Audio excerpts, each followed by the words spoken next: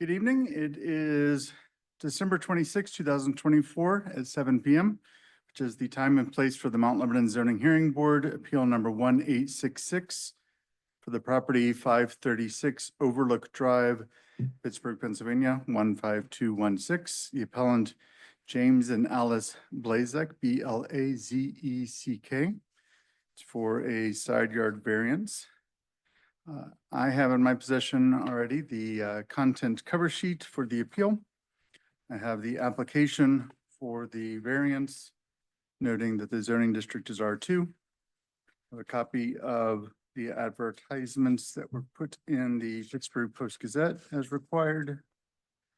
A copy of the notice to property owners and interested persons in the area around the property. I have a statement from the appellants or the applicants with the request variance supporting statement, a cash receipt listing for the, looks like for the inspections. I have a survey dated March 16th, 1987 from Liadis Engineering. It's Liadis. Showing the property. Then I have multiple plans, including the aforementioned survey, several pictures of the property and the proposed construction of the property that the appellant has provided, and then 4 color photographs from the municipality. So before we begin, if everyone who will be testifying could stand and be sworn in by the clerk.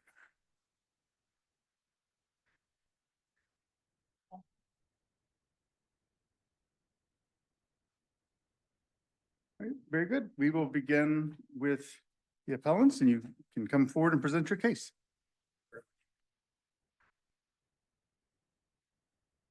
And if you could identify who you are just for the record. Thank you. Hello, my name is Jim Blazek. I live at 536 Overlook Drive. And my wife and I have lived in Mount Lebanon since like right around the time of that survey, like 1987. Mhm. And we live at 536, I might have said that already. And we need to get to single floor living capability due to some health issues my wife is experiencing. And I've done my best to explain why the variance should be granted. Before I go into that, let me make sure that everybody's on the same page as far as what the variance request is. Currently, we have an enclosed porch that stops 4 feet before the end of the house. And we cannot make that space work for single floor living with the porch the way it is. We need to go back to 4 feet is by far the most cost effective way to go. I mean, I'm an engineer. I work on really big projects. So I know with money, you can make pretty much anything happen within reason. But our request is because we think the extra amount of money spent would add no value, really ugly, and it actually would not benefit our neighbors or anybody to hold the strict interpretation, as what I'll call it. So and I could like show you on the drawings and everything exactly what I'm talking about if there's any question or like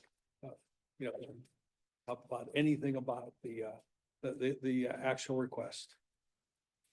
I talk a lot about like, hey, we need to get to, the single family living situation.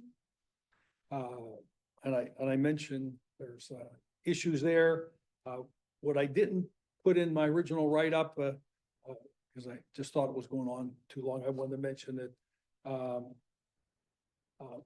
my wife, was bedridden from mid-March of 2023 to mid-June of 2023. And this is like without like a downstairs bathroom, which is one of the things we're gonna get by doing this.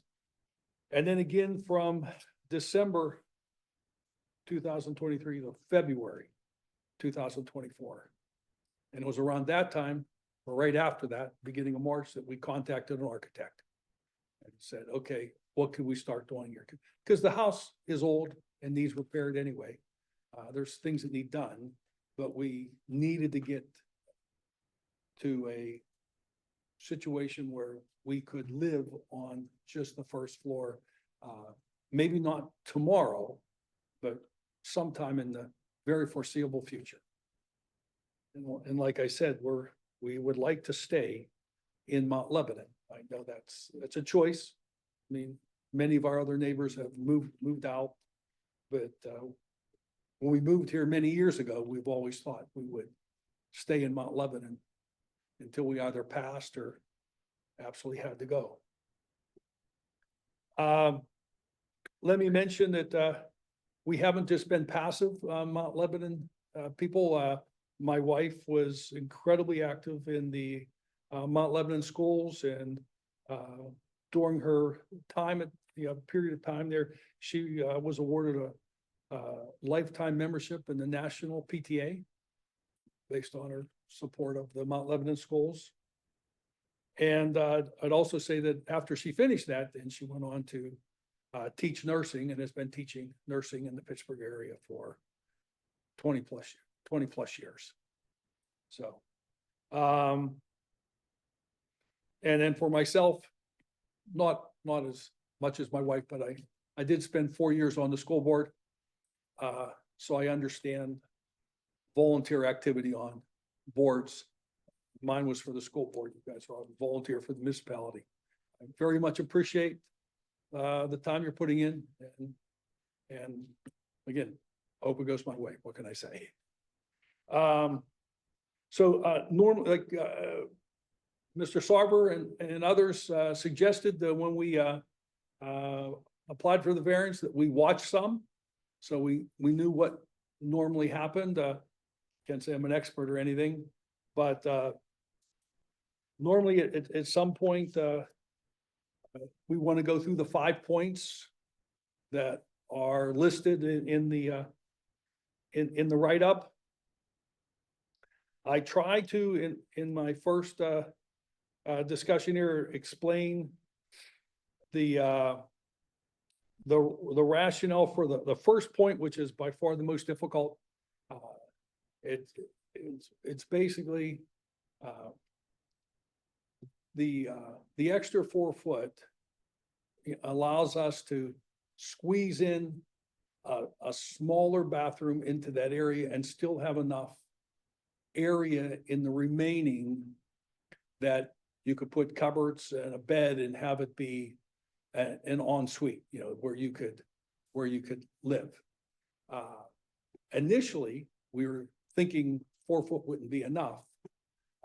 But then when we thought about it and actually talked to Mr. Sarber and others, we realized, well, actually, we could get by with the 4 foot if we moved the laundry facilities, like, somewhere else, because you need to be able to do your laundry on the first floor also, if you're going to be able to live there.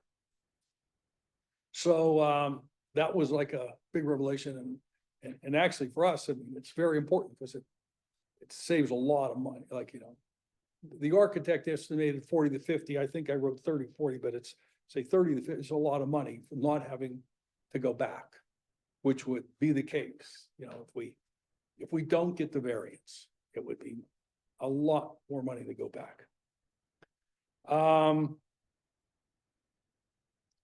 And I would also say that from our neighbor's point of view, since we're going to be putting in air conditioning, stuff like that, this will, like, if we get the variance, we could situate those like far away from the neighbor's property. If not, if you put this like long thing back there where you have to try to squeeze in the bathroom, you'd have to put like this, something going straight back that just met the 15-foot requirement, then obviously the air conditioners would have to be on the side facing their property, which would be ugly for them and not nice for their situation either. So we're hoping to get the variance. We think it's best for all concerned. As far as the second bullet,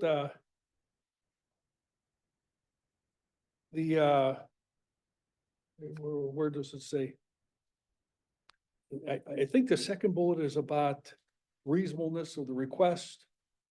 And I think I've been talking to that, but I'd also say that the request is for the absolute minimum necessary to make the whole situation work. Okay, we're not trying to do more than that, and from anybody except the neighbor on the one side who my wife personally spoke to about it. I did not, because I'm not her friend, but my wife's a friend of hers, and they talked about it, made sure that there's nobody else would even notice that this even exists, because it's on the back of the house. The porch is already there. It's already enclosed. It's just going back 4 feet to the end of the house, maintaining the 5-foot requirement between the properties. The third point is that the hardship was not created by the appellants. Obviously, the house was built in 1928, and so long before we ever owned it. And the garage, it's tough to tell from the permits. I asked the inspectors to print out the permits. They said there's something in 1951 talking about the garage, but they said it seems like that's a rebuild. I'll let Mr. Sarver talk to that one. So the garage has probably been there since before 1951, but at least by 1951, we know it was there because there's a permit for it at that time.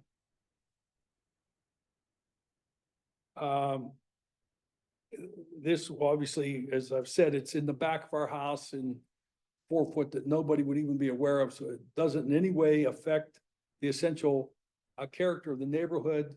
And obviously, not obviously, but since we are spending money on the house and trying to make it better, it would actually improve, like, again, it's minor improvement, right? But it's still people spending money on their houses and trying to keep them up in Mount Lebanon is a good thing for the community. So I think that would answer the fourth bullet, that it doesn't in any way affect or impair the essential character of the neighborhood. And then the last one is that it represents the minimum variance for relief, and actually it's by far the most cost effective and easiest way to do this, because it allows you to build straight up, align your roofs, everything else. Going shorter would be worse, and like going a foot shorter or a foot longer, either one would cost you more than just aligning with the current end of the house. I think that's all that I could reasonably say about it. Like I said, pleading our case, we're hoping for the best outcome here.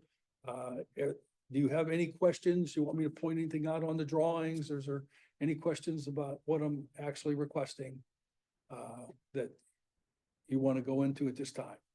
Yeah, I would ask you a bunch of questions, I think.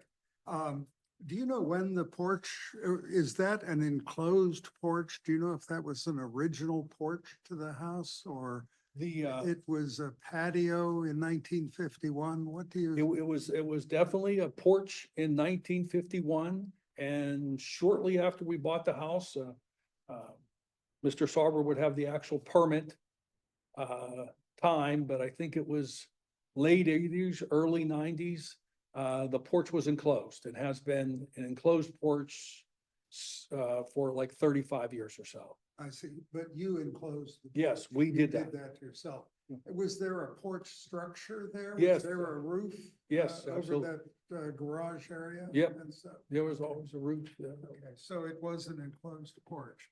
And in effect, you're asking now to make it 4 feet more. 4 feet longer. Yeah, Towards the back of the house, not towards the front, towards the back. yeah, I understand that. At what point did you decide to go 2 stories with your changes, with your addition? Or was The- that something that you were planning all along? I Yeah, mean, if you just went to 4 feet and didn't go up to the second floor, what would that do to you? well,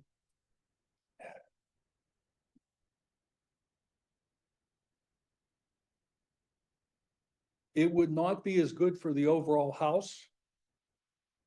By far, because you're already spending most of the money to get to where you are.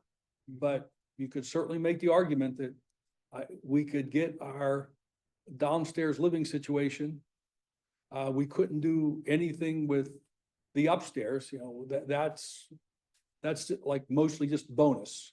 Because our understanding was there was no zoning hindrance for going up the second floor. You know, so we didn't know that there was any issue there. So we said, well, we might as well spend that extra money and get the extra value so that it, you know, when the house is sold, it's a much nicer house, you know, Yes. to sell. But you're right. I mean, I could certainly see Okay, that. well, that's The- okay. I was just curious about it because a lot of people do put a 1-story addition on when they'd be smarter to go ahead and put the second on, because Yeah. once you do the basics, it's easier to go up higher usually. Well, Um, that's exactly and- why we are. And I can see that that would make the house more valuable when it comes time to sell. And more valuable is not a bad thing for the neighborhood either. But I was just curious, what made you decide to go and do that? Have you shared these plans with your neighbor? Oh, yeah, absolutely. We'll- Have you actually shown them the drawings and explained what you were doing? I did, there's only one neighbor affected by this. That's the neighbor on that side of the house. Yeah, And my wife spoke to her. And so I'm gonna let my wife speak to that because I have not spoken to that neighbor. What was the question? You wanna stand up? Step back. Hi, yeah. I I'm talked, sorry, Ann, can you state your name for the record? oh, Alice Lacy. I talked to Margie Murphy. And she said essentially she didn't care. Okay. I did not show her the drawings. I didn't show her the drawing. Yeah, did you describe though that you were going to go up 2 stories? Yes, You yes. did, yes. and she was in agreement with that. She said she didn't care. Okay, Okay. thank you.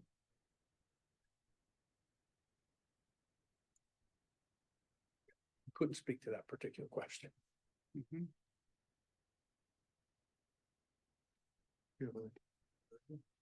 So first, when we're talking about the expansion of the non-conforming space, we have the porch area over the driveway, which is non-conforming to the extent that it goes past the required setback, the 5 + 10, 15 total.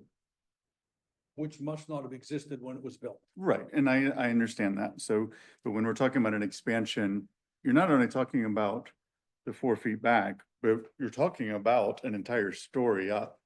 So, because it's dimensional space, it's not just a 2-dimensional footprint.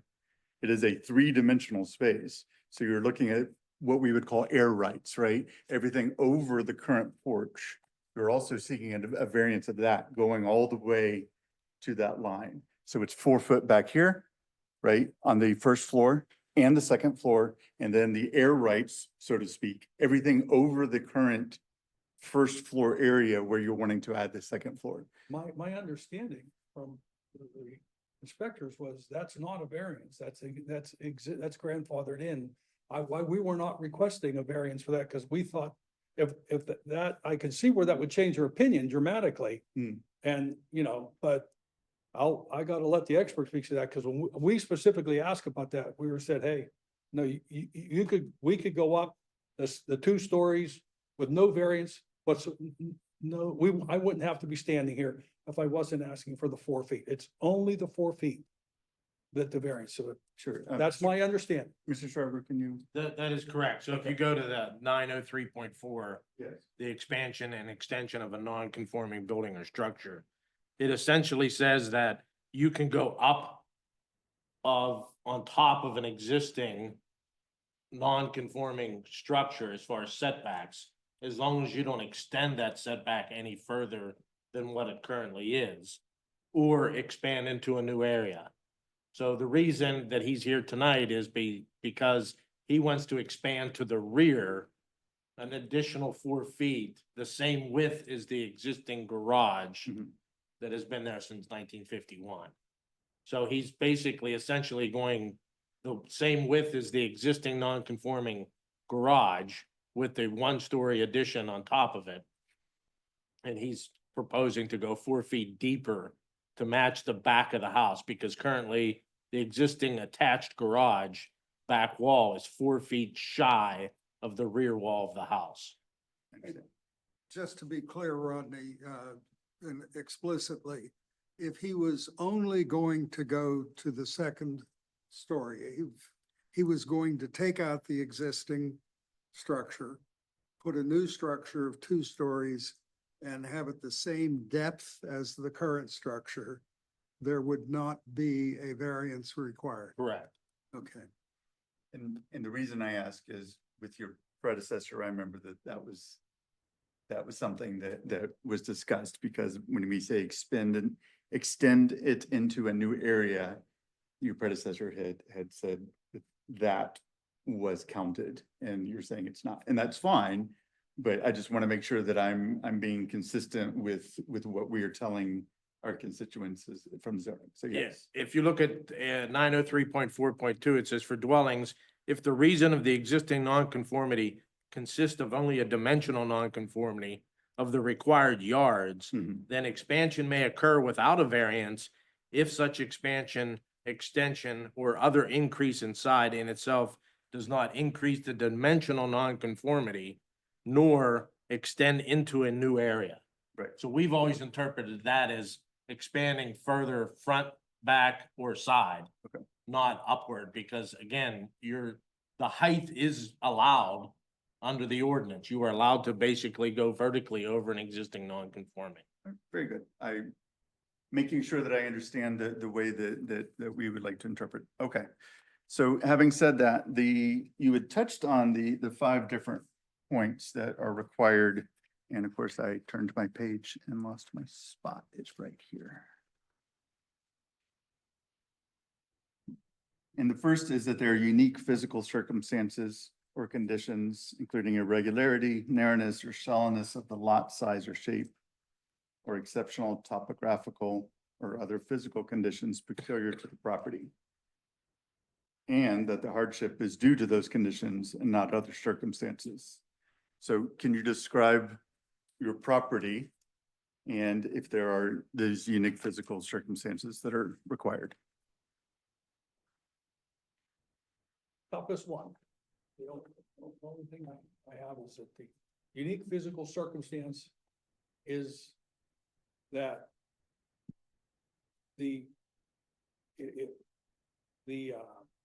if we don't go back, like it's a small yard, is what it comes down to. It's not, it's only like 50 feet wide. Per the, so unless you go back to the end of the house You know, anything else is gonna be extremely, very expensive. And, and drive up the cost. And it doesn't gain anybody anything to do that. But, you know, that's about all I got on that one. I mean, I don't have much more in, you know, and I've already stated, we have to get to a first floor situation, so there is no other place in the property to put a downstairs bathroom. Are the lots on both sides of your house the same with 50 feet? Yes, they are. Well, to my understanding, I've never seen their, what you call it, their surveys. Like, I've never asked to see them. I'm guessing Mr. Sarver would know better than me, you know, on something like that. Under 203.6, the minimum lot width is 50 feet for an R2 residential space. You do meet the minimum. And then the minimum lot area is 6,000 square feet. Yeah, they're at 5850. They're so at they're 58. 150 short. Okay, so they are short of that. 58. And they're not gonna run into a lot coverage issue? No. No. Because again, they're only asking for a 4-foot pump out plus the back addition, and they're far clear of a 30-foot rear yard requirement. Okay, yeah, I see that on the plan. So they're conforming lot width wise, but they're non-conforming as far as lot area. So they're non-conforming in the area because they're only 5,850 square feet, not 6,000 as required for an R2 zoning district. And currently, if you look at the survey, the left side is 4.7 feet plus or minus. And then if you look at the offsets on the right, they're to the house, which is 17.4 plus or minus feet.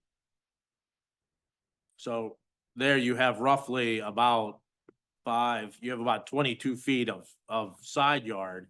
However, the garage, when built, there is a permit in the system from 1951 showing a garage. So I assume that's when the garage was built. Mhm. There's no variance for it. So I don't know if it was a reconstruction. I have no idea because we couldn't find any plans for it. Sure. But I would assume based on that, it was non-conforming in area. And then if you look at the survey, the little X white area that's over top of the garage was the original porch roof.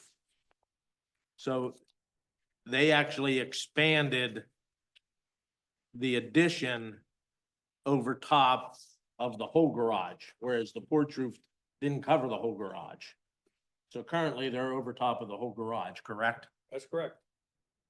So front, back, side, they basically went up with the enclosed addition. And again, that wouldn't have needed a variance because again, they raised it up and it was an addition, not so much an enclosed porch because they expanded over the existing garage to the same footprint as the garage. That was not considered enclosing the porch with those. with that Right, set of because rules. if they were just enclosing the size of the porch, Mhm. that would be an enclosed porch. Okay. But it was an addition, and I believe that was in 2000. Does that sound right? Let me pull it up here real quick. I think you had previously said, Late eighties, early nineties, sounds correct on that? I Right. mean, 2000 sounds really late. Right, Well, there's a, There was one in 2000 it was withdrawn. yes, you're correct. That we I were going to apologize. do it and I got laid off. It's what it came down to. I lost my job and we were on rough times for a bit there, so we couldn't do it. Yeah, 1987. That sounds about right. thank you. Rodney, would you repeat the square footage of the lot again?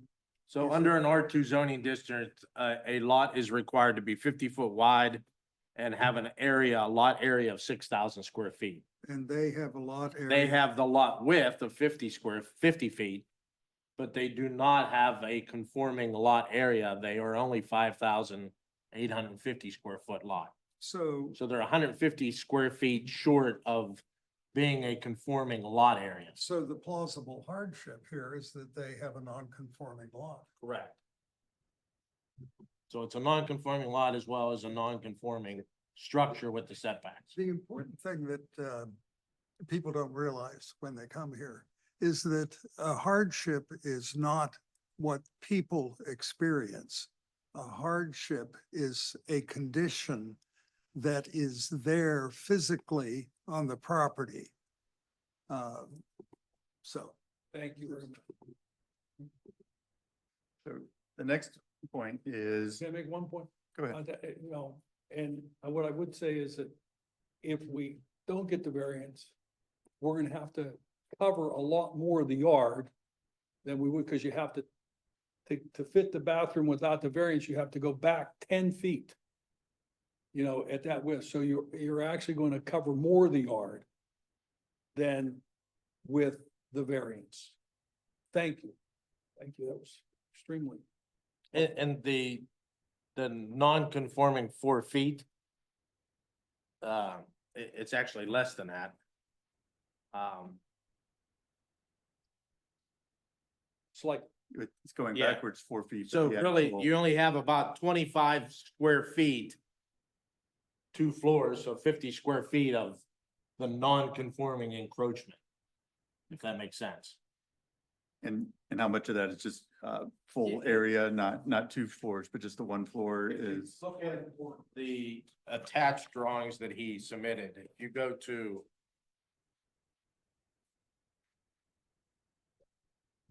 to page 5, the foundation plan.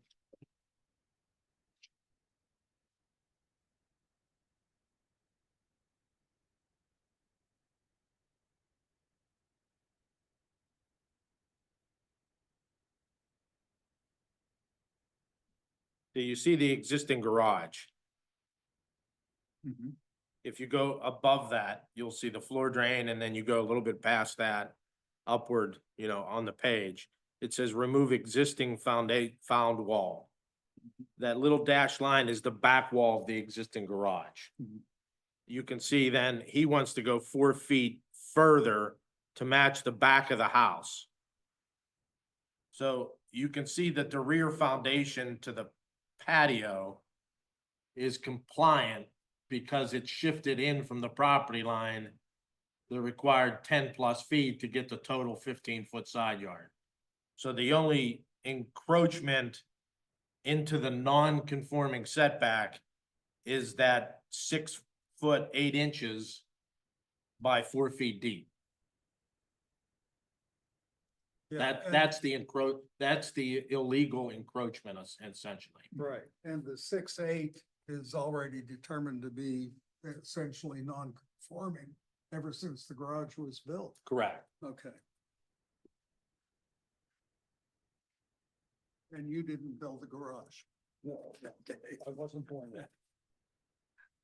And I'm not, yeah, For the second point, it says, because of the physical circumstances, that there is no possibility that the property can be developed in strict conformity with the provisions of the zoning ordinance, and that the authorization is necessary to enable the reasonable use of the property. So, and there's 2 parts to this. One is there's no possibility, and we've talked about you could go backwards. You don't want to for price and coverage, but no possibility is pretty strict. And then the second being reasonable use of the property. Reasonable use is as a home. It was built in sometime over 1951 ago, some distance or some time ago. And it has been used as a home for at least 70+ years. So help me with these 2, please. well, I don't know what I'm an engineer and so I always have to say, hey, yeah, spend enough money, you can make it happen. So that's why when it says there is no possibility, well, it's almost never the case. It's impossible. I mean, I've seen things break down during the test you know, starting up a nuclear plant, because that's my background. And if it's important enough, even though you said people thought it was gonna take 18 months to get it done, they could get it done in a month. Just spend a lot more money, find something somewhere else, go buy it, get it in, so. So I understand, that's why I tried to phrase this, as an engineer, well, no possibility is an incredibly high bar to me. So the only way I could approach it as was, there's no reasonable possibility with people in our financial circumstances who are past our prime working years, who are looking to retire, who have, hopefully reasonable life expectancy in front of them and need to get this done at a reason, some sort of reasonable price. Okay, we would really have liked to went further back and spent more money, but we just feel that's cost prohibitive. It's incredible difficult. So I hope that's how I view it. That's just based on my background. So I hope I'm doing my best to answer your question. I hope I've succeeded. I don't know. It's a tough question because that's literally what's in the code. That's So, literally what it says, yeah. But anybody from a technical background knows that, boy, that's, no, what's it say there? No possibility? No possibility. Yeah, that's, as you pointed out, the place has been lived in a long time already. Now again, we wouldn't be able to do single family living that we have, single floor living. We have to either get the variance we're talking about, or we have to build something that takes up more area of the yard, and it goes straight back. I've already laid it out. It has to be at least 10 feet, by 7 feet. So as opposed to 24 square feet, well, no, 4 times 48, instead of 48 square feet, it's 70 square feet. And it's all new digging, and it's, like I said, very, very, very expensive to do it. And so that's the best I got on it. Thank you. You'd already touched on that the unnecessary hardship was not created by the appellant. That's, I agree. Straightforward one. That the variance would not alter the essential character of the neighborhood, nor substantially or permanently impair the appropriate use or development of adjacent property or detrimental to the public welfare. We had the opportunity for your neighbor, obviously was informed of the situation, and she did not send a letter or otherwise make an appearance. Again, And we just couldn't get her interest that much. that not, as long as she has the opportunity, that's the requirement. So, and then that the variance would represent the minimum variance that will afford relief. And I can see that. So, so looking at those two. Did you have any additional questions before we proceed? I did, Mr. Sharp? Go one ahead, please. thing I had wanted to ask, what surface are you planning on the addition? I'm curious.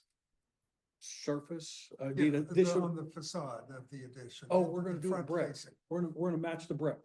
You're gonna match the existing brick. Brick, yeah, the veneer will be brick veneer. Yeah. What we're gonna do, we're gonna do two things. We're gonna take the brick off the back and use as much of that as we can for the front. And then also we found at the brickyard in, that one in Javosburg, on Neville Island, I guess it's on Neville Island. There's a brickyard there.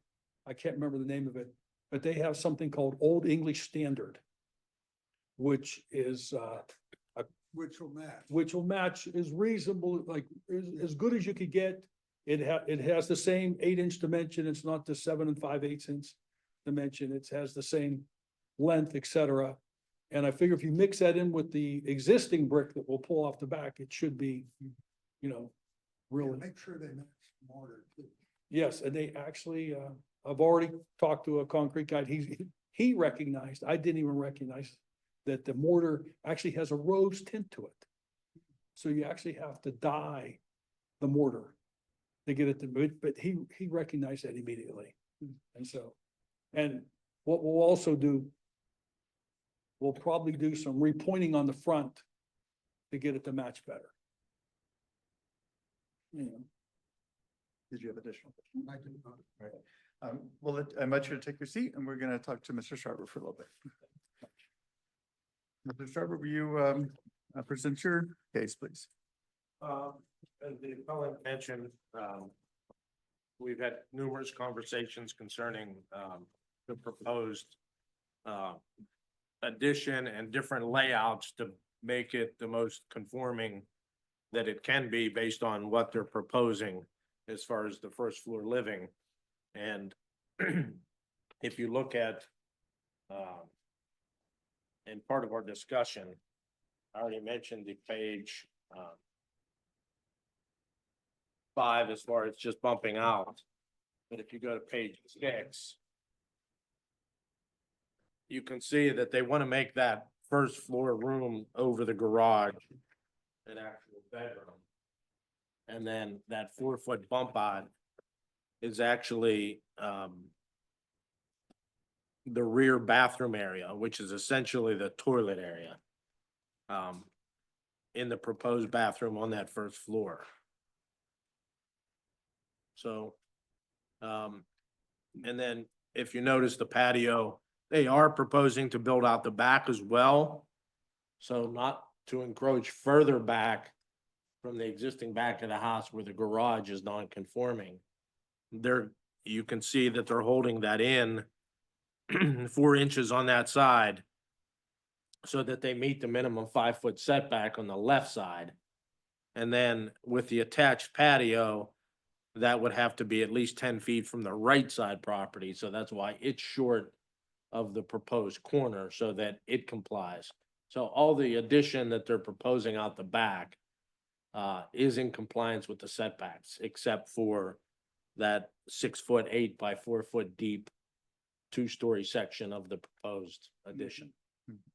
And again, that was just basically my understanding with the appellant's conversations with his architect, that just made it much simpler to construct. To square off that corner rather than have it, a hip inside of that. So, we had conversations, we met, went out, took some photographs, and obviously the appellant applied for the least modification that he thought was possible for it, filled out the application, and here we are tonight. So, again, we've discussed that situation with the non-conforming setback requirement of 903.4. And again, if you read that 903.4.2, because you're not increasing the setbacks if you go straight up, that's why we even always interpreted it as that. So again, that's where we are tonight. So we posted the property, advertised it, and have that, and we have no opinion either way from the commission. Sure. Do you have any questions for Mr. Sharper? No. And No. I do not either. So thank you. So is there any final comments you want to make? Oh, very good. I don't think we have anybody online, No. Check one more time. Sure. We do not. and we have nobody else in the room, so we are going to go into executive session and we will be back.